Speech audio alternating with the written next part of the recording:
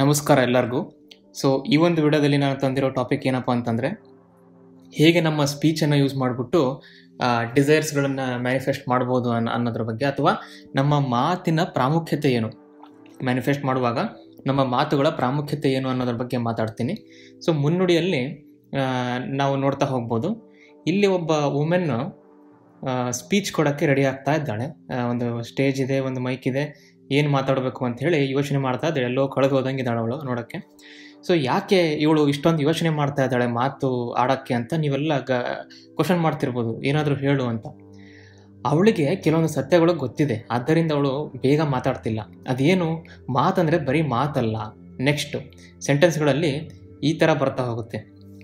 ಮಾತಿನ ಕಲೆಯ ಮೂಲಕ ನಮ್ಮ ನೈಜತೆಯನ್ನು ರೂಪಿಸುವುದು, ಹೇಗೆ ನಾವು ರಿಯಾಲಿಟಿಯನ್ನು ಕ್ರಿಯೇಟ್ ಮಾಡ್ಬೋದು. ನಮ್ಮ ಮಾತಾಡೋದೊಂದು ಕಲೆ, ಹೆಂಗೆ ಮಾತಾಡೋದು ಅಥವಾ ಏನನ್ನು ನುಡಿಯೋದು. ಮಾತು ಅಂದರೆ ಅಫರ್ಮೇಷನ್ ಕೂಡ ಇಲ್ಲಿ ಬರುತ್ತೆ, ಅದೊಂದು ಕಲೆ, ಆಯಿತಾ. ಈ ಶಬ್ದಗಳು ಇದಾವಲ್ಲ, ನಮ್ಮ ಪದಗಳ ಶಬ್ದ, ಅದರ ದೈಹಿಕವಾಗಿ ಪ್ರಕಟಗೊಳ್ಳುವ ಮೊದಲು ನಮ್ಮ ತುಟಿಗಳಲ್ಲಿ ಮತ್ತು ನಮ್ಮ ಮನಸ್ಸಿನಲ್ಲಿ ಆಳವಾಗಿ ಬೇರು ಬಿಡುತ್ತದೆ. ನಾವು ಏನನ್ನೋ ಒಂದು ಹೇಳ್ತೀವಿ ಅಂದ ತಕ್ಷಣ ಅದು ಮನಸ್ಸಿನಿಂದ ಮತ್ತು ನಮ್ಮ ತುಟಿಗಳಲ್ಲಿ ಎರಡೂ ಒಂದು ಕಾಂಬಿನೇಷನಿಂದ ಅದು ಆ ಒಂದು ರೂಟ್ ಇರುತ್ತಲ್ಲ, ಆ ರೂಟಿಂದ ಬರುತ್ತದು. ನಾವೇನೇ ಮಾತಾಡಿದ್ರು ಕೂಡ ಅಂದರೆ ಹಾರ್ಟಿಂದ ಬರುತ್ತೆ ಅಂತಾರಲ್ಲ, ಆ ಥರ ರೂಟಿಂದ ಬರುತ್ತೆ. ಇದು ಆಲೋಚನೆಗಳ ಆಂತರಿಕ ಸಂವಾದವಾಗಿದೆ. ಇದನ್ನು ಯಾವ ಥರ ತಿಳ್ಕೊಬೋದು ಅಂತಂದರೆ, ಎಷ್ಟೊಂದು ಯೋಚನೆ ಇರ್ತವೆ. ಈಗ ಯಾರೋ ಒಬ್ರು ಏನೋ ಕ್ವಶನ್ ಕೇಳ್ತಾರೆ, ಏನು ಆನ್ಸರ್ ಮಾಡೋದಪ್ಪ ಅಂತ. ಮನಸ್ಸಿನಲ್ಲಿ ಎಷ್ಟೊಂದು ಆನ್ಸರ್ಗಳು, ಎಷ್ಟೊಂದು ಪಾಸಿಬಿಲಿಟಿ ಇರುತ್ತೆ, ಆಯಿತಾ.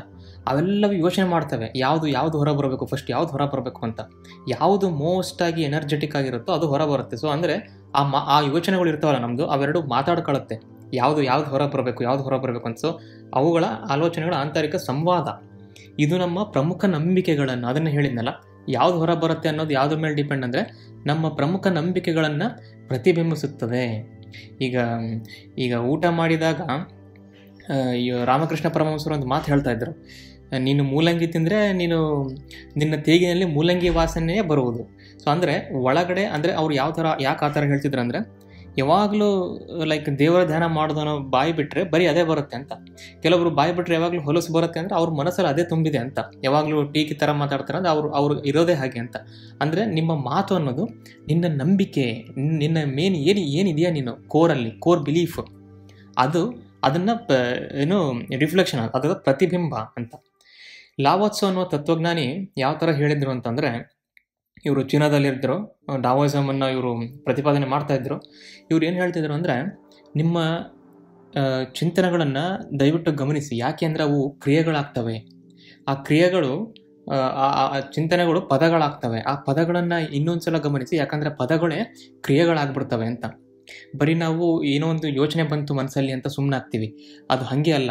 ಆ ಯೋಚನೆಗಳು ವರ್ಡ್ಸ್ ಆಗಿ ಕನ್ವರ್ಟ್ ಆಗ್ತವೆ. ಫಸ್ಟ್ ಮಾತಾಡ್ತೀವಿ, ಅದನ್ನು ನಾವು ಬಾಯಿ ಬಿಟ್ಟು ನುಡಿತೀವಿ. ನನಗೆ ಆಗೋದಿಲ್ಲ ಅಂತ ನುಡಿಬಾರ್ದು, ಯಾಕಂದರೆ ಅದು ಅಫರ್ ಮಾಡ್ದಂಗೆ. ಎವ್ರಿ ವರ್ಡ್, ಪ್ರತಿಯೊಂದು ಪದನೂ ಅಫರ್ ಮಾಡ್ತೀವಲ್ಲ, ಅದು ನಿಜ ಆಗುತ್ತೆ.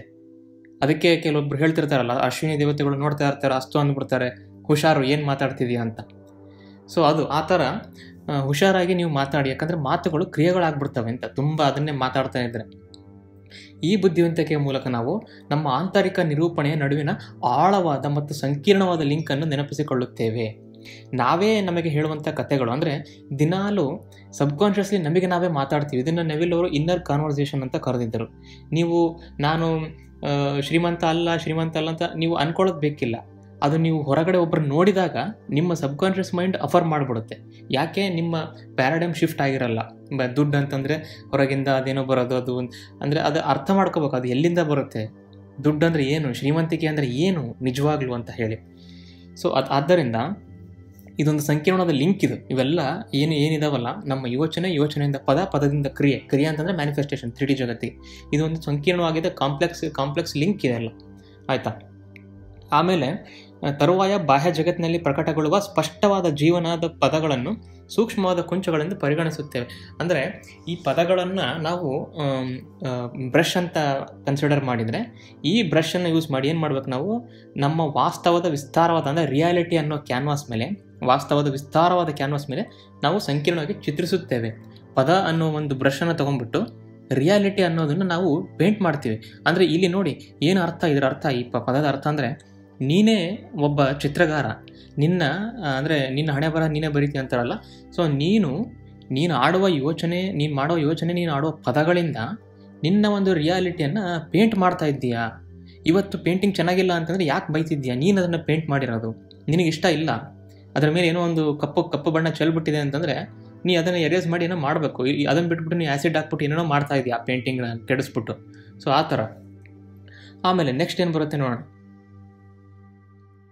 ಒಂದು ಸ್ಟೇಟ್ಮೆಂಟ್ ಬಂತಿಲ್ಲಿ, ನಾವು ಹೇಳುವ ಪ್ರತಿಯೊಂದು ಪದವು ನಮ್ಮ ಮನಸ್ಸಿನಲ್ಲಿ ಹಾದು ಹೋಗುವ ಪ್ರತಿಯೊಂದು ಕ್ಷಣಿಕ ಆಲೋಚನೆಯ ಮತ್ತು ನಮ್ಮ ತುಟಿಗಳನ್ನು ತಪ್ಪಿಸಿಕೊಳ್ಳುವ ಮೃದುವಾದ ಪಿಸುಮಾತು ಕೂಡ ನಮ್ಮ ಅಸ್ತಿತ್ವದ ಕಥೆಯನ್ನು ಚಿತ್ರಿಸುವ ವಿಶಾಲವಾದ ಸಂಕೀರ್ಣವಾದ ವಸ್ತ್ರವನ್ನು ತನ್ನನ್ನು ತಾನೇ ನೇಗೆ ಮಾಡುತ್ತದೆ.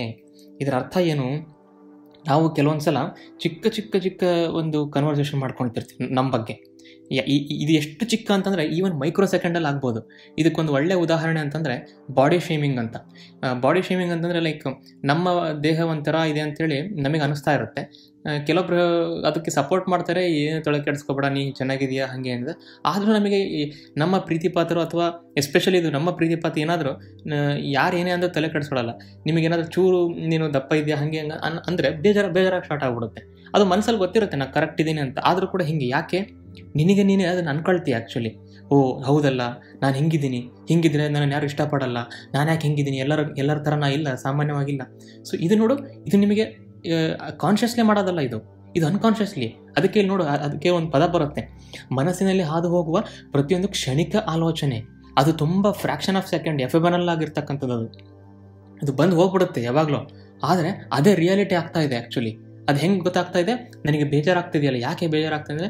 ನಾನು ಮಾಡ್ತಕ್ಕಂಥ ಯೋಚನೆ ಹೆಂಗೆ ನನ್ನ ಆ ಥರ ಮಾಡ್ತಾ ಇದೆ. ಅದಕ್ಕೆ ಈ ಸಂಕೀರ್ಣವಾದ ವಸ್ತ್ರ, ಈ ಒಂದು ಬಟ್ಟೆ ಯಾಕೆ ರಿಯಾಲಿಟಿ ಅನ್ನೋ ಬಟ್ಟೆನ ನಾನೇ ಅದನ್ನು ನೇಗೆ ಮಾಡ್ತಾ ಇದ್ದೀನಿ ಅಂತ. ಆಮೇಲೆ ಇಲ್ಲಿ ಕಬಾಲಿಯನ್ ಒಂದು ಸಿಂಬಲನ್ನು ನಾನು ತೋರಿಸ್ತಾ ಇದ್ದೀನಿ. ಕಬಾಲಿಯನ್ ಅಂತಂದರೆ ಜಿವಿಸಮ್ ಇದೆಯಲ್ಲ, ಜಿವಿಶ್ ಯಹೂದಿಗಳ ಫಿಲಾಸಫಿ. ಅವರಲ್ಲಿ ಹೇಗೆ ಫೈನೈಟ್ ಮತ್ತು ಇನ್ಫೈನೈಟ್ ಅಂದರೆ ಗಾಡ್ ಮತ್ತು ಮೋರ್ಟಾಲಿಟಿ ಇಮ್ಮೋರ್ಟಾಲಿಟಿಯನ್ನು ರಿಲೇಷನ್ ಹೇಳೋಕ್ಕೆ ಈಸೋಟೆರಿಕ್ ಟೀಚಿಂಗ್ಸ್ ಅಂತ ಅವರು ದ ಕಬಾಲಿಯನ್ ಅಂತ ಒಂದು ಬುಕ್ ನೀವು ಕೂಡ ಕೇಳಿರ್ಬೋದು. ಇದು ಲಾ ಆಫ್ ಅಟ್ರಾಕ್ಷನಲ್ಲಿ ತುಂಬ ಇಂಪಾರ್ಟೆಂಟು. ಈ ಕಬಾಲಿಯನ್ ಅನ್ನೋ ಒಂದು ಪದ್ಧತಿಯಲ್ಲಿ ಏನನ್ನು ನಂಬ್ತಾರೆ ಅಂತಂದರೆ, ಯಾಕೆ ಈ ಪದಗಳಿಗೆ ಅಂದರೆ ನಾವು ಮಾತಾಡೋ ಮಾತುಗಳಿಗೆ ಯಾಕೆ ಶಕ್ತಿ ಇದೆ ಅಂತ ನಂಬ್ತಾರೆ ಅಂದರೆ, ನಮ್ಮ ಅಸ್ತಿತ್ವದ ಕಥೆಯು ಕಬಾಲಾ ಪದಗಳ ಹಳೆಯ ಬುದ್ಧಿವಂತಿಕೆಯಿಂದ ಸ್ಫೂರ್ತಿ ಪಡೆಯುತ್ತೆ. ಅಂದರೆ ಅಲ್ಲಿಂದ ಇನ್ಸ್ಪಿರೇಷನ್ ತಗೊಳುತ್ತೆ ಈ ಒಂದು ವಿಷಯ. ಅವುಗಳನ್ನು ಉಚ್ಚರಿಸುವ ಮೂಲಕ ರಚಿಸುವ ಅಥವಾ ನಾಶ ಮಾಡುವ ಸಾಮರ್ಥ್ಯವನ್ನು ನಾವು ಹೊಂದಿದ್ದೇವೆ.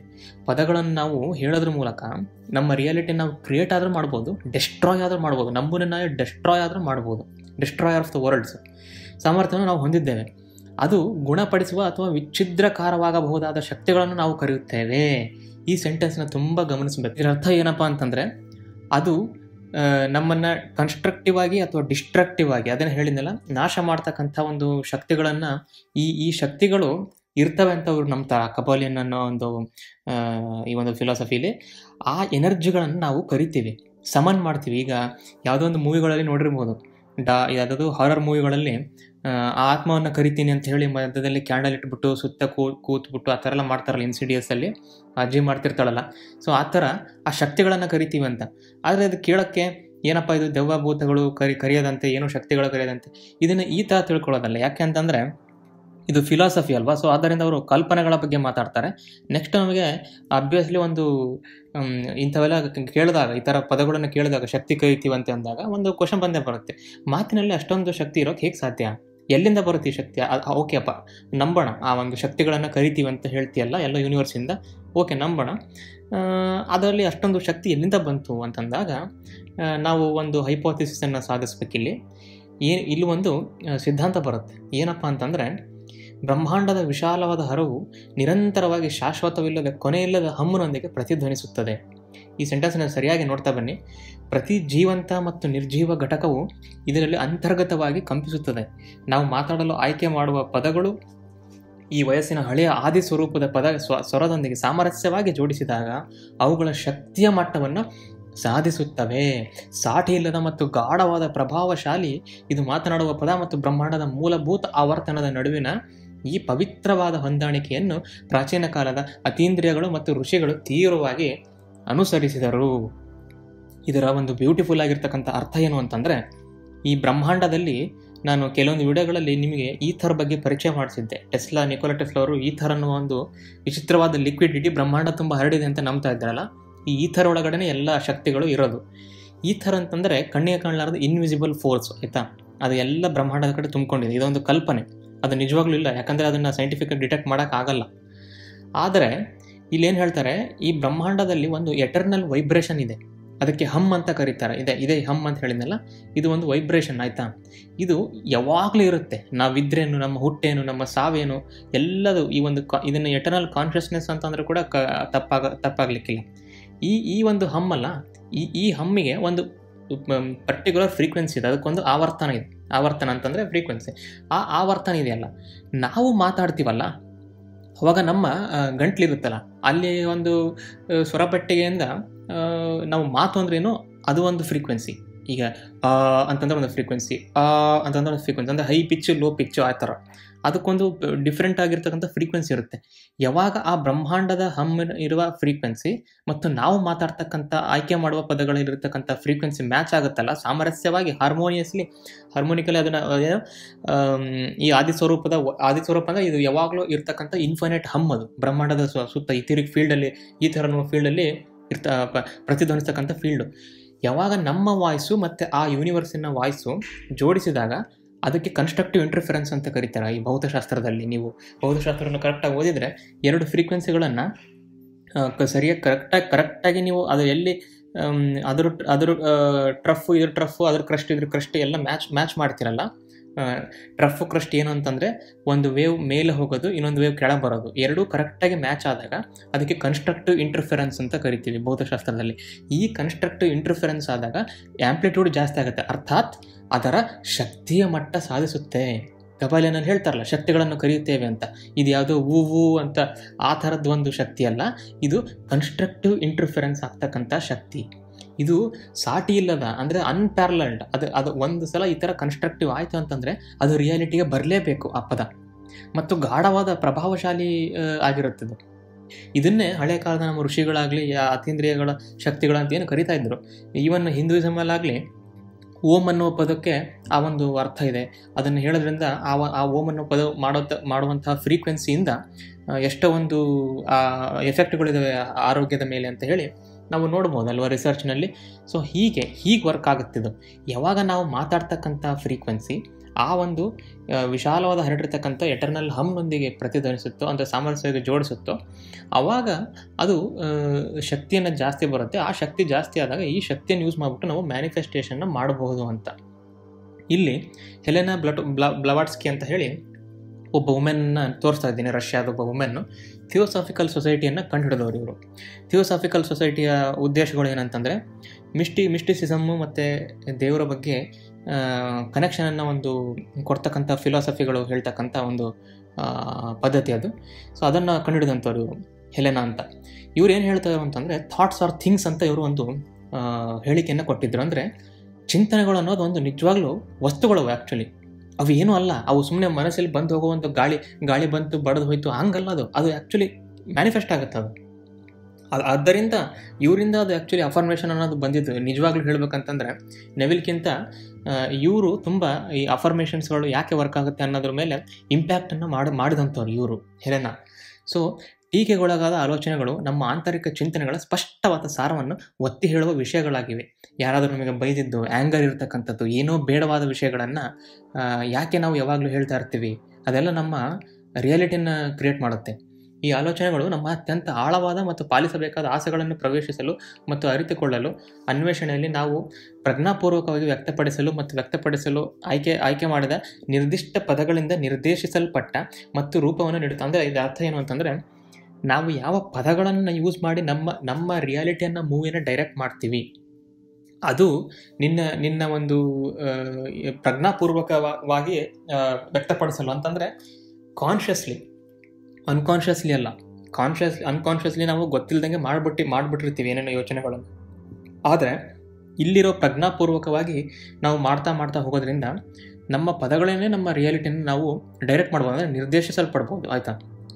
ಒಂದು ಕ್ಷಣ ಆತ್ಮಾವಲೋಕನಕ್ಕಾಗಿ ನಮ್ಮ ಹೃದಯದಲ್ಲಿ ನೆಲೆಸಿರುವ ಪ್ರಾಮಾಣಿಕ ಉದ್ದೇಶಗಳೊಂದಿಗೆ ನಮ್ಮ ಮಾತನ್ನು ಸಮನ್ವಯಗೊಳಿಸುವುದು ಪ್ರಾಮುಖ್ಯತೆ ಮತ್ತು ನಿಮ್ಮ ದೈನಂದಿನ ಸಂಭಾಷಣೆಗಳಲ್ಲಿ ನೀವು ಆಗಾಗ್ಗೆ ಬಳಸುವ ಪದಗಳ ಬಗ್ಗೆ ಯೋಚನೆ ಮಾಡಬೇಕು. ಅಂದರೆ ನಿಜವಾಗ್ಲೂ ಇವತ್ತು ನಿಮ್ಮ ಹಾರ್ಟಿಗೆ ಏನು ಬೇಕೋ ಅದನ್ನು ಯೋಚನೆ ಮಾಡ್ತಾ ಇದೆಯಾ ನೀನು ಅಂತ. ಎಷ್ಟೋ ಸಲ ನೀವು ಈ ಕ್ವಶನ್ ಮಾಡ್ಕೊಂಡಾಗ ಈ ಲಾಸ್ಟ್ 3 ಸೆಂಟೆನ್ಸ್ ಇದಾವಲ್ಲ, ನಿಜವಾಗ್ಲೂ ನೀನು ನಿನ್ನ ಹಾರ್ಟಿಗೆ ಏನು ಬೇಕೋ ಅದನ್ನೇ ನೀನು ಯೋಚನೆ ಮಾಡ್ತಾ ಇದೆಯಾ, ನಿನ್ನ ಹಾರ್ಟಿಗೆ ಏನು ಬೇಕೋ ಅದನ್ನೇ ನೀನು ನುಡಿತಾ ಇದೆಯಾ ಅಂತಂದಾಗ ಎಷ್ಟು ವೈಚಿತ್ರ ಅಂತ ಅನಿಸುತ್ತೆ. ಫಾರ್ ಎಕ್ಸಾಂಪಲ್, ಈಗ ನೀವು ನಿಮ್ಮ ಹತ್ರ 50 ಕೋಟಿ ಇಲ್ಲ ಅಂತ ಭಾವಿಸೋಣ, ಇರ್ಬೋದು ಕೆಲವೊಬ್ಬರ ಹತ್ರ ನಿಮ್ಮ ಹತ್ರ 50 ಕೋಟಿ ಇಲ್ಲ ಅಂತ ಭಾವಿಸೋಣ. ಆದರೆ ನಿನಗೆ ಒಂದು ಫೆರಾರಿ ರೋಮಾ ಕಾರ್ ತೊಗೋಬೇಕಂತ ಅನ್ನಿಸ್ತು, ಆಯಿತಾ? ಆ ಫೆರಾರಿ ರೋಮಾ ಕಾರ್ ತೊಗೋಬೇಕು ಅಂತಂದರೆ ನನಗೆ 2-3 ಕೋಟಿ ಬೇಕಾಗುತ್ತೆ. ಸೊ ಆಸೆ ಇದೆ ಒಳಗಡೆ. ಆದರೆ ಯಾರಿಗೆ ಅದನ್ನು ಹೇಳಬೇಕು? ಈಗ ನೋಡು, ನಾಳೆ ಒಂದು 50 ರೂಪಾಯಿ ಏನಾದರೂ ತೊಗೊಳ್ತೀನಿ ಅಂತಂದರೆ, ಒಂದು ಏನೋ ಗೊಂಬೆ ಇಷ್ಟಪ್ಪ ನಿನಗೆ, ಅದ್ರ ಬೆಲೆ 50 ರೂಪಾಯಿ. 50 ರೂಪಾಯಿ ಎಲ್ಲರ ಹತ್ರ ಇರುತ್ತೆ ಆರಾಮಾಗಿ, ಆಯಿತಾ? ಒಬ್ಬನಿಗೆ ಹೇಳ್ತೇನೆ, ನಾನು ಹೋಗಿ ನಾಳೆ 50 ರೂಪಾಯಿ ಬೊಂಬೆ ತೊಗೊಳ್ತೀನಿ ಅಂತ, ಅಂದರೆ ಮಾತು ಈಸಿಯಾಗಿ ಬಂದ್ಬಿಡ್ತು. ಅದೇ ಥರ ನೀನು ನಾಳೆ ಒಂದು 3 ಕೋಟಿ ಕೊಟ್ಟು ಫೆರಾರಿ ಕಾರ್ ತೊಗೊಂಡ್ಬಿಡ್ತೀನಿ ಅಂತ ಬೇರೆಯವ್ರಿಗೆ ಹೇಳ್ತೀಯ? ಹೇಳೋಕ್ಕಾಗುತ್ತಾ? ಅದು ಬರುತ್ತಾ? ಆ ಮಾತಾದರೂ ಬರುತ್ತಾ ಹೊರಗಡೆ? ಇದನ್ನು ಯೋಚನೆ ಮಾಡ್ಬೇಕು ನಾವು. ಯಾಕೆ ಬರಲ್ಲ ಅಂದರೆ ನಮ್ಮ ಹೃದಯದಲ್ಲಿ ಆಸೆ ಇರೋದಂತೂ ನಿಜ. ನನಗೆ ಆ ವ್ಯಕ್ತಿ ಬೇಕು ಅನ್ನೋದು ನಿಜ, ನನಗೆ ಗೋಲ್ ಆಗಬೇಕು ಅನ್ನೋದು ನಿಜ, ಆ ಫೆರಾರಿ ಕಾರ್ ಬೇಕು ಅನ್ನೋದು ನಿಜ, ನಾನು ಶ್ರೀಮಂತಿಕೆಯಿಂದ ತೇಲಾಡಬೇಕು ಅನ್ನೋದು ನಿಜ. ಆದರೆ ಅವೆಲ್ಲ ಇದ್ದರೂ ಕೂಡ, ಇನ್ನು ಹೃದಯದ ಆಳದ ಅದಿದ್ದರೂ ಕೂಡ ಯಾಕಂತ ಮಾತು ಬರಲ್ಲ? ಬರೀ ನೀನು ಲಿಮಿಟೆಡ್ ಯೋಚನೆ ಯಾಕೆ ಮಾಡ್ತೀಯ? ಬರೀ ನನ್ನ ಕೈಲಿ ಆಗಲ್ಲ ಅಂತ ಯಾಕೆ ಮಾತಾಡ್ತೀಯ? ಎಲ್ಲರೂ ಬರೀ ನನ್ನ ಹೆಂಗೆ ಬೈತಾರೆ ಅಂತ ಯಾಕೆ ನೋಡ್ತಾ ಇದೀಯಾ? ನಿನ್ನ ಒಳಗಿರತಕ್ಕಂಥ ಆ ಒಂದು ಅನಂತವನ್ನ ದರ್ಶನವನ್ನು ಯಾಕೆ ನೀನು ಮಾಡ್ತಾ ಇಲ್ಲ? ಯೋಚನೆ ಮಾಡಿ. ಇವತ್ತು ನೀವು ಈ ವಿಡಿಯೋ ನೋಡುವಾಗ ಈ ಒಂದು ಕ್ಷಣದಲ್ಲಿ ಯೋಚನೆ ಮಾಡಿ. ನಿಮ್ಮ ದೈನಂದಿನ ಸಂಭಾಷಣೆಗಳಲ್ಲಿ ನೀವು ನಿಜವಾಗ್ಲೂ ಹಾರ್ಟಲ್ಲಿರೋದು, ನಾನು ಆಡಿಯನ್ಸಿಗೆ ಕೇಳ್ತಾ ಇದ್ದೀನಿ, ನೀವು ಹಾರ್ಟಲ್ಲಿರೋದನ್ನು ನೀವು ನಿಜವಾಗ್ಲೂ ಮಾತಾಡ್ತೀರಾ? ಅಂದರೆ ಬೇರೆಯವ್ರು ಏನು ಅನ್ಕೊಳ್ತಾರೆ, ಸುಮ್ಮನೆ ಮುಂಚೆ ನುಡಿಬಾರ್ದು, ಕೆಲವೊಬ್ರು ಹೇಳ್ತಾರೆ ಮಾಡೋ ತನಕ ಮಾತಾಡಬಾರ್ದು ಅಂತ, ಅದು ಬೇರೆ. ಅದು ಹಂಗಲ್ಲ. ಎಲ್ಲವನ್ನು ನಾವು ಹಿಂಗೆ ಮಾಡ್ತೀನಿ ಅಂತ ಕೊಚ್ಕೊಳ್ಳೋದಲ್ಲ. ನಾನು ಹೇಳ್ತಿರೋದು ನಿಜವಾಗ್ಲೂ ನಿಮ್ಮ ಬಾಯಿಂದ ಬರುತ್ತಾ ಅಂತ. ಆ ಪದ ನಿಜವಾಗ್ಲೂ ಬರುತ್ತಾ? ನಮಗೆ ಇಂಪಾಸಿಬಲ್ ಅನ್ನೋದು ಇಲ್ಲ, ನಂಗೆ ಪಾಸಿಬಲ್ ಇದೆ ಅಂತ ಅಂದ್ಕೊಂಡು ನಾವು ಮಾತಾಡ್ತೀವ ಅನ್ನೋದನ್ನು ನಾವು ಯೋಚನೆ ಮಾಡಬೇಕು ಆಮೇಲೆ ಆದ್ದರಿಂದ ಅವ್ರ ಮಾತಿನಲ್ಲಿ ಒಬ್ಬರು ತಮ್ಮ ಆಸೆಗಳನ್ನು ವ್ಯಕ್ತಪಡಿಸಲು ಹೇಗೆ ಟ್ಯೂನ್ ಮಾಡುತ್ತಾರೆ ಅನ್ನೋದು ನಾವು ಈ ಇತರಿಗೆ ಬಿಡುಗಡೆ ಮಾಡುವ ಪ್ರತಿಯೊಂದು ಪದದ ಬಗ್ಗೆ ಪ್ರಜ್ಞೆ ಅಗತ್ಯವಾಗಿರುತ್ತೆ. ಅದಕ್ಕೆ ನಾವು ಕಾನ್ಷಿಯಸ್ಲಿ ಮಾಡ್ತಾ ಹೋಗಬೇಕು. ಇವತ್ತು ನೀನು ನಿನ್ನ ಕೈಗೆ ಆಗಲ್ಲ ಅಂತ ನಿನಗೆ ಅನಿಸ್ತಾ ಇರ್ಬೋದು, ಆಯಿತಾ? ಅಂದರೆ ಅದು ಸಬ್ಕಾನ್ಷಿಯಸ್ಲಿ ನೀವು ಒಂದು ಆಗಲ್ಲ ಅಂತ ಅನ್ಕೊಳ್ತಾ ಇರ್ತೀಯ, ಫೆರಾರಿ ಕಾರ್ ತೊಗೊಳಕ್ಕಾಗಲ್ಲ ಅಂತ. ಆದರೆ ನೀನು ಈ ಥರ ಅಂತಿದೆಯಾ ಹೇಳಿದ್ನಲ್ಲ ನಾನು, ಇನ್ಫೈನೈಟ್ ಫೀಲ್ಡ್ ಇದೆಯಲ್ಲ ನಮ್ಮ ಇದರಲ್ಲಿ, ಅಲ್ಲಿಗೆ ನಾವು ಬಿಡುಗಡೆ ಮಾಡಬೇಕು. ಅಂದರೆ ನಮ್ಮ ಮಾತು, ಆ ಇರ್ತಕ್ಕಂಥ ಎಟರ್ನಲ್ ಹಮ್ಮು ಎರಡೂ ಸಾಮರಸ್ಯವಾಗಿ ಸೇರಿದಾಗ ನಮಗದು ಶಕ್ತಿ ಜಾಸ್ತಿ ಆಗುತ್ತೆ. ಅಂದರೆ ನಿನಗೆ ಹಂಗಂದ ತಕ್ಷಣ ಮನೆ ಮುಂದೆ ಬಂದು ಕಾರ್ ನಿಂತು ಬಿಡುತ್ತೆ ಅಂತಲ್ಲ, ಫೆರಾರಿ ಕಾರ್. ಹಂಗಂದ ತಕ್ಷಣ ನಿನಗೆ ವೇಗಳು ಗೊತ್ತಾಗ್ತಾ ಹೋಗ್ತವೆ. ಈಗ ಫಾರ್ ಎಕ್ಸಾಂಪಲ್ ನೋಡು, ನನ್ನ ಸಾಮರ್ಥ್ಯವನ್ನು ನಾನು ತಿಳಿದಿದ್ದೇನೆ. ಒಂದು ಎಕ್ಸಾಂಪಲ್ ಅಷ್ಟೇ, ಮೆಟೀರಿಯಲಿಸ್ಟಿಕ್ ಎಕ್ಸಾಂಪಲ್ ಕೊಟ್ಟೆ ನಾನು. ಫೆರಾರಿ ಕಾರ್ ಏನಾದರೂ ಇರ್ಬೋದು. ಕೆಲವರಿಗೆ ಕಾರ್ ಇಷ್ಟ ಇಲ್ಲ ಅಂತಂದರೆ ಕೆಲವರಿಗೆ ಮನೆ ಇಷ್ಟ, ಕೆಲವರಿಗೆ ಯಾವುದೇ ವ್ಯಕ್ತಿ ಇಷ್ಟ, ಕೆಲವರಿಗೆ ಯಾವುದೋ ಒಂದು ಲೈಫ್ ಸ್ಟೈಲ್ ಇಷ್ಟ. ಸೊ ಹೀಗೆ ನನ್ನ ಸಾಮರ್ಥ್ಯಗಳನ್ನು ನಾನು ತಿಳಿದಿದ್ದೇನೆ ಮತ್ತು ನಾನು ಹೆಚ್ಚು ಯಶಸ್ವಿಯಾಗುತ್ತೇನೆ ಎಂದು ಘೋಷಿಸುವುದರ ಮೂಲಕ, ಅಫರ್ಮ್ ಮಾಡುವುದರ ಮೂಲಕ ನಿಮ್ಮ ಪದಗಳನ್ನು ಅಧಿಕಾರಕ್ಕೆ ತರುತ್ತೇನೆ ಎಂದು ನಾನು ಭಾವಿಸುತ್ತೇನೆ. ಅಂದರೆ ಒಂದನ್ನು ಸ್ಥಾಪಿಸಬೇಕು, ಒಂದನ್ನು ತರಬೇಕು ರಿಯಾಲಿಟಿಗೆ ಅಂತಂದರೆ ಬರೀ ಅಂದ್ಕೊಂಡು ಸುಮ್ಮನೆ ಆಗ್ಬಿಡೋದಲ್ಲ. ಅದನ್ನು ಪ್ರಜ್ಞೆ, ಎಲ್ಲಿ ಹೇಳಿದೆ ನೋಡು, ಪ್ರಜ್ಞೆ ಇರಬೇಕು, ಕಾನ್ಷಿಯಸ್ಲಿ ಮಾತಾಡಬೇಕು. ಅದನ್ನು ಬಾಯಿಂದ ಹೊರ ಬರಬೇಕು. ಬರ್ತಾ ಇಲ್ಲ, ಮಾತಾಡು. ಯಾಕೆ ಕೊಯ್ ಅಂತ ಇದೆಯಾ? ಕೊಯ್ ಅನ್ಬೇಡ, ಮಾತಾಡು. ಅದೇನದು ಬಾಯಿ ಬಿಡು ಅಂತ. ಅಲ್ಲಿ ಕಂಬ ಹಿಂದೆ ನಿಂತ್ಕೊಂಡು ನಾಚ್ಕೊಂಡು ನಿಂತ್ಕೊಬೇಡ, ಅಲ್ಲಿ ಮುಂದೆ ಬಂದು ಮಾತಾಡೋದು ಏನು ಬೇಕು ಅಂತ. ಆದರೆ ಸೌಮ್ಯವಾದ ಟ್ರಿಕಲ್ನಲ್ಲಿ ನೀರು ಹೇಗೆ, ಇದರ ಅರ್ಥ ಏನು ಅಂತಂದರೆ, ಈ ನೀರು ನದಿ ಎಲ್ಲೋ ಬೆಟ್ಟಗುಡ್ಡಗಳಲ್ಲಿ ಹರಿಯುತ್ತಲ್ಲ, ಪರ್ವತಗಳಲ್ಲಿ, ಅದು ಸೌಂಡ್ ಇಲ್ಲದಂಗೆ ಮೆಲ್ಲಗೆ ಜುಳು ಜುಳು ಜುಳು ಜುಳು ಜುಳು ಅಂತ ಹರಿಯುತ್ತೆ. ಜಲಪಾತಗಳ ಬಗ್ಗೆ ಮಾತಾಡ್ತಿಲ್ಲ, ಸಣ್ಣ ಸ್ಟ್ರೀಮ್ ಬಗ್ಗೆ. ಆದರೆ ಅದು ಹರಿತಾ ಎಷ್ಟೋ ವರ್ಷಗಳ ಹರಿದು ಅದು ಎಲ್ಲ ಬಂಡೆಗಳನ್ನು ಕೊರಿತಾ ಅದು ಒಂದು ವೇ ಮಾಡ್ಕೊಂಡ್ಬಿಟ್ಟಿರುತ್ತೆ, ಆಯಿತಾ? ಇದೇ ಥರ ಮಾತು ಒಂದು ಕೇಳಿಸ್ದೇ ಇರ್ತಕ್ಕಂಥ ಚಿಂತನೆಗಳಾಗಿದ್ರೂ ಕೂಡ ಹೀಗೆ ಅನ್ಕೋಬೋದು ನಾವು. ಮಾತು ಅಂದರೆ ಕೇಳಿಸ್ದೇ ಇರ್ತಕ್ಕಂಥ ಚಿಂತನೆಗಳು, ಆಯಿತಾ? ನಾನು ಮಾತಾಡ್ತೀನಲ್ಲ, ಇದು ವಾಯ್ಸು, ಇದು ಕೇಳುವ ಚಿಂತನೆಗಳು.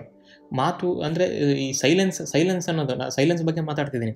ಸೈಲೆನ್ಸ್ ಅಂದರೆ ಏನೂ ಇಲ್ಲ ಅಂತ ಅಂದ್ಕೊಳ್ತೀವಿ. ಇಲ್ಲ, ಕೇಳದೇ ಇರ್ತಕ್ಕಂಥ ಮಾತಿಗೆ ನಾವು ಚಿಂತನೆ ಅಂತ ಕರಿತೀವಿ ಹಾಗೆ ನಮ್ಮ ಅದೃಷ್ಟದ ಭೂದೃಶ್ಯ ಅಂದರೆ ನನ್ನ ಮಿರಾಕಲ್ ಲೈಫನ್ನು, ನನ್ನ ಲಕ್ಕನ್ನು ನಾನೇ ಮಾಡ್ತೀನಿ. ನನ್ನ ಲಕ್ಕನ್ನು ಭೂದೃಶ್ಯ ಅಂದರೆ ಈ ಒಂದು ಲ್ಯಾಂಡ್ಸ್ಕೇಪ್ ಅಂತ ಏನಿದೆ, ನನ್ನ ರಿಯಾಲಿಟಿ ಅನ್ನೋ ಲ್ಯಾಂಡ್ಸ್ಕೇಪ್ ನಾನೇ ಕೆತ್ತುತ್ತೀನಿ, ಅದಕ್ಕೆ ಸಮಾನವಾದ ಸಾಮರ್ಥ್ಯ ನಾನು ಹೊಂದಿದ್ದೀನಿ. ಬಾಯಿ ಬಿಡಬೇಕು. ಏನಂತ ಬಾಯಿ ಬಿಡಬೇಕು? ನನ್ನ ಪ್ರಜ್ಞೆಯಿಂದ, ನನಗೆ ಕಾನ್ಷಿಯಸ್ಸಿಂದ ನನ್ನ ನಿಜವಾಗ್ಲೂ ಹೃದಯದ ಆಳದಲ್ಲಿ ಏನಿದೆ ನನ್ನ ಮ್ಯಾನಿಫೆಸ್ಟೇಷನ್ ಡಿಸೈರ್ ಮಾಡೋದು, ಅದನ್ನು ಪ್ರತಿಯೊಂದು ಸಲ ನಾವು ಕಾನ್ಷಿಯಸ್ಲಿ ನಾವು ಅಫರ್ಮ್ ಮಾಡೋದರ ಮೂಲಕ ನಾವು ಅದರ ದಾರಿಯನ್ನು ಪಡಿತಾ ಹೋಗ್ತೀವಿ. ಆ ದಾರಿಯನ್ನು ಪಡಿತಾ ಹೋದಾಗ ನಮಗೆ ಹೇಗೆ ಈ ಮಾತು, ಹೇಗೆ ಈ ಚಿಂತನೆ ನನ್ನ ಮಾತಾಗಿ ಕನ್ವರ್ಟ್ ಆಯಿತು, ಹೇಗೆ ಈ ಮಾತು ನನ್ನ ಆ್ಯಕ್ಷನನ್ನು ಮಾಡಲು ಪ್ರೇರೇಪಿಸುತ್ತೆ ಅಂತ ನಮಗೆ ಈ ಮಿಸ್ಟಿಸಿಸಮ್ ಮೂಲಕ ಅಥವಾ ಮಿಸ್ಟಿಕಲ್ ಎಕ್ಸ್ಪೀರಿಯನ್ಸ್ಗಳ ಮೂಲಕ, ಅಥವಾ ಅದನ್ನೇ ನಾವೆಲ್ಲವರು ಬ್ರಿಡ್ಜಸ್ ಆಫ್ ಇನ್ಸಿಡೆಂಟ್ಸ್ ಅಂತ ಕರೆದ್ರು ಮ್ಯಾನಿಫೆಸ್ಟೇಷನ್ ಮಾಡುವಾಗ, ಬ್ರಿಡ್ಜಸ್ ಆಫ್ ಇನ್ಸಿಡೆಂಟ್ಗಳ ಮೂಲಕ ನಮಗೆ ಗೊತ್ತಾಗ್ತಾ ಹೋಗುತ್ತೆ. ಇದನ್ನು ಯಾವುದೇ ವ್ಯಕ್ತಿ ಮೇಲೆ ಟ್ರೈ ಮಾಡೋದಿದ್ರು ಅಥವಾ ವಸ್ತುವಿನ ಮೇಲೆ ಟ್ರೈ ಮಾಡೋದು, ವಿಷಯ ಮೇಲೆ ಟ್ರೈ ಮಾಡೋದಿದ್ರು ಕೂಡ ಮಾತಾಡಿದ ತಕ್ಷಣ ನಾನು ವಿಷಯ ವ್ಯಕ್ತಿ ಸಿಕ್ಕಿಬಿಡ್ತಾರೆ ಅಂತ ಹೇಳ್ತಾ ಇಲ್ಲ ಈ ವಿಡಿಯೋ ಮೂಲಕ. ತಪ್ಪಾಗಿ ತಿಳ್ಕೊಬಾರ್ದು. ನಾನು ಹೇಳ್ತಿರೋದು ಏನಂತಂದರೆ, ಮಾತು ಯಾವಾಗಲೂ ಆಡ್ತಾ ಆ್ಯಕ್ಷನ್ನಾಗಿ ಕನ್ವರ್ಟ್ ಮಾಡ್ತಕ್ಕಂಥ ಒಂದು ಕೆಪಾಸಿಟಿ ನಮ್ಮಲ್ಲೇ ಇದೆ. ಅದನ್ನು ನಾವು ಕಾನ್ಷಿಯಸ್ಲಿ ಮಾಡ್ತಾ ಹೋಗಬೇಕೆ ಹೊರತು ಅನ್ಕಾನ್ಷಿಯಸ್ಲಿ ಮಾಡ್ತಾ ಹೋಗಬಾರ್ದು. ಆದ್ದರಿಂದ ಮಾತು ಅನ್ನೋದು ತುಂಬ ಇಂಪಾರ್ಟೆಂಟು, ಸ್ಪೀಚ್ ಅನ್ನೋದು ತುಂಬ ಇಂಪಾರ್ಟೆಂಟ್ ಅಂತ ಈ ಒಂದು ಮೈಂಡ್ ಮ್ಯಾಪ್ನ ಮೂಲಕ ನಾನು ಹೇಳ್ತಾ ಇದ್ದೆ. ಮತ್ತು ಕೊನೆಗೆ ಕನ್ಕ್ಲೂಷನ್ ಮತ್ತು ಔಟ್ಲುಕ್ಕಲ್ಲಿ ಏನನ್ನು ಹೇಳ್ತೀನಿ ಅಂತಂದರೆ, ಈ ಅನಂತ ಬ್ರಹ್ಮಾಂಡದಲ್ಲಿ ಕಂಪಿಸುವ ನನ್ನ ಮಾತು ಇನ್ನೊಬ್ಬರಿಗೆ ಸ್ಫೂರ್ತಿ ಆಗಬೇಕು. ಆ್ಯಕ್ಚುಲಿ ನೀ ಏನು ಮಾತಾಡ್ತೀಯಾ ಅದನ್ನು ನೋಡಿ ಅಬ್ಬಾ ಏನು ಮಾತಾಡ್ತಾನಪ್ಪ ಅಂತ ಅನ್ನಿಸ್ಬೇಕು. ಅದನ್ಬಿಟ್ಟು ಏನು ಮಾತಾಡ್ತಾನಪ್ಪ ಅಂತ ಅನ್ನಿಸ್ಬಾರ್ದು. ಯಾಕೆ? ಮಾತು ಅನ್ನೋದು ಎನರ್ಜಿ, ಅದೊಂದು ಪವರು. ಬರೀ ಅದು ಏನು ಒಂದು ವೈಬ್ರೇಷನ್ ಅಲ್ಲ, ಆ ಗಾಳಿಯಲ್ಲಿ ಆಗ್ತಕ್ಕಂಥ ಲಾಂಜಿಟ್ಯೂಡಿನಲ್ ವೇವ್ಸ್ ಅಲ್ಲ ಅದು. ಮಾತು ಅಂದರೆ ಇಟ್ ಕ್ಯಾರೀಸ್ ಎನರ್ಜಿ. ಒಬ್ಬರಿಗೆ ನೀನು ಏನು ಮಾತಾಡ್ತೀಯ ಅನ್ನೋದು ಅವ್ರ ಸಬ್ಕಾನ್ಷಿಯಸ್ಲಿ ಹೆಂಗೆ ಪ್ರೋಗ್ರಾಮ್ ಆಗುತ್ತೆ ಅನ್ನೋದಕ್ಕೆ ಇಂಪಾರ್ಟೆಂಟ್ ಅದು. ಆದ್ದರಿಂದ ಎಲ್ಲರಿಗೂ ಇಷ್ಟ ಆಗಲ್ಲ. ಆದ್ದರಿಂದ ಕೆಲವೊಬ್ಬರನ್ನ ಹೇಟ್ ಮಾಡೋದು. ಯಾಕೆ? ಮಾತು ಅಂದ್ರೇನು ಚಿಂತನೆ ಅಂದ್ರೇನು ನಿನ್ನ ಸಬ್ಕಾನ್ಷಿಯಸ್ಸಿನ ರಿಫ್ಲೆಕ್ಷನ್ ಅದು. ಸೊ ಆ ಸ್ಫೂರ್ತಿಯಲ್ಲಿ ಅವರ ಕಂಪನವನ್ನು ಕಂಡುಕೊಳ್ಳಿ. ಅಂದರೆ ಅವರ ವೈಬ್ರೇಷನ್ನ ಅವರು ಆ ಒಂದು ಇನ್ಸ್ಪಿರೇಷನ್ ಇನ್ನೊಬ್ಬರಿಗೆ ಇನ್ನೊಬ್ಬರಿಗೆ ಇನ್ಸ್ಪಿರೇಷನ್ ಕೊಡಲಿ ಅವನು. ಹೀಗೆ ಇದು ಕಾಂಪ್ಲೆಕ್ಸ್ ಆಗಿರ್ತಕ್ಕಂಥ ಮನುಕುಲದ ಲಿಂಕ್ ಏನಿದೆ, ಚೈನ್ ರಿಯಾಕ್ಷನ್ ಥರ ಅತಿ ದೊಡ್ಡ ಪ್ರತಿಧ್ವನಿಯನ್ನು ಯೂನಿವರ್ಸನ್ನು ತುಂಬ ಎಥರಿಕ್ ಫೀಲ್ಡಲ್ಲಿ ಫಾರೆವರ್ ಆಗಿ ವಿಲೀನ ಮಾಡಿಸ್ಲಿ. ಹೀಗೆ ನೀನು ಕೊಟ್ಟಿದ್ದ ಸ್ಫೂರ್ತಿ ಅವನು ಇನ್ನೊಬ್ಬರಿಗೆ ಕೊಡಲಿ. ಹೀಗೆ ಇಡೀ ಮನುಕುಲಕ್ಕೆ ಇದು ರೀಚ್ ಆಗಬೇಕು. ಈ ಏನೇನೋ ಮಾತಾಡ್ತಿದ್ಯಾ ಅಂತಂದರೆ ಬರೀ ಮಾತಲ್ಲದು, ನಿನ್ನ ಚಿಂತನೆ. ಇವತ್ತು ನಾನು ಹಿಂಗೆ ಇಷ್ಟೆಲ್ಲ ಮಾತಾಡ್ತೀನಿ ಅಂದರೆ ಇದು ಜಸ್ಟ್ ನನ್ನ ಮಾತಲ್ಲ, ಇವೆಲ್ಲ ನನ್ನ ಚಿಂತನೆಗಳು. ನನ್ನ ಚಿಂತನೆ ಏನನ್ನು ಡಿಪಿಕ್ಟ್ ಮಾಡುತ್ತೆ, ಏನನ್ನು ತೋರಿಸುತ್ತೆ. ನನ್ನ ಚಿಂತನೆ ನನ್ನ ಮನಸ್ಸಿನ ಆಳವನ್ನು ತೋರಿಸುತ್ತೆ. ನಿನ್ನ ಮನಸ್ಸಿನ ಆಳವನ್ನು ಒಬ್ಬರು ಅರ್ಥ ಮಾಡ್ಕೋಬೇಕಂದ್ರೆ ಅವ್ರ ಮಾತನ್ನು ನೋಡು, ಅವ್ರ ಚಿಂತನೆಯನ್ನು ನೋಡು. ಪ್ರತಿದೊಂದು ಇಡೀ ಎಥರಿಕ್ ಫೀಲ್ಡಲ್ಲಿ ಫಾರೆವರ್ ಆಗಿ ವಿಲೀನ ಮಾಡಿಸ್ಲಿ. ಆ ವಿಲೀನದಲ್ಲಿ ಆ ಒಂದು ಮರ್ಜ್ ಆಗಿರ್ತಕ್ಕಂಥ ಸ್ಟೇಟಲ್ಲಿ ನಾನು ನನ್ನ ನಿಜವಾದ ಧನವನ್ನು ಕಂಡುಕೊಳ್ಳಲು ಅಂತಾಗಲಿ ಅಂತ ಹೇಳ್ತಾ ವಂದನೆಗಳೊಂದಿಗೆ ಈ ಒಂದು ವಿಡಿಯೋನ ಮುಕ್ತಾಯ ಮಾಡ್ತಾ ಇದ್ದೀನಿ. ಮತ್ತು ನಿಮಗೆ ಇದೇ ತರಹದ ಬ್ರಹ್ಮಾಂಡಗಳ ವಿಷಯಗಳು ಮತ್ತು ಮನಸ್ಸಿನ ವಿಷಯಗಳು ಇಷ್ಟ ಆದಲ್ಲಿ ಮತ್ತು ಫಿಲಾಸಫಿಕಲ್ ವಿಷಯಗಳು ಇಷ್ಟ ಆದಲ್ಲಿ ದಯವಿಟ್ಟು ನನ್ನ ಚಾನಲ್ನ ಸಬ್ಸ್ಕ್ರೈಬ್ ಮಾಡಿ. ಧನ್ಯವಾದಗಳು.